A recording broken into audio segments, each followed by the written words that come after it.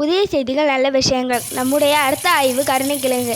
இது கொஞ்சம் ஸ்கிப் பண்ணாமல் பாருங்கள். கருணைக்கிழங்கு பெண்கள் உணவில் எடுத்துக்கொள்வதால் ஏற்படும் நன்மைகள். கருணைக்கிழங்கு வேக வைத்து மசித்து வெல்லம் சேர்த்து 1 ஸ்பூன் பீரியட்ஸ் வரும் முன்பு சாப்பிடுவதால் கை கால் இடுப்பு வயிற்று வலி மற்றும் தலைவலி வராமல் இருக்கும். மலச்சிக்கலை போக்கும். நாட்பட்ட காய்ச்சலுக்கு சிறந்த மருந்து. செரிமான உறுப்புகள் சரியாக வேலை செய்ய உதவுகிறது. இது சாப்பிடுவதால் ஏற்படும் சில நன்மைகள் சொல்லியாச்சு.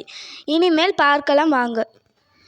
கிழங்கு தண்ணீரில் அலசி சிறிது உப்பு மஞ்சள் தூள் சேர்த்து ஒரு விசிலுடன் வேக வைத்து தோலை நீக்கி லேசாக மசித்து தக்காளி, நாட்டு வெங்காயம், பூண்டு, பச்சை மிளகாய், புளி கரைச்சல், கலப்புத்தூள் 1 ஸ்பூன், தேங்காய் பால் 50 மில்லி இவைகளை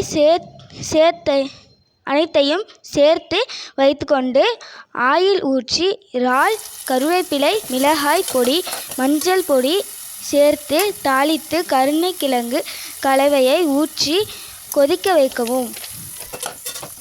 குழம்பு தயார். சாதத்துடன் இந்த குழம்பு அப்பளம் சுட்டு சாப்பிட்டு விட்டு கமெண்ட் பண்ணுங்கள்.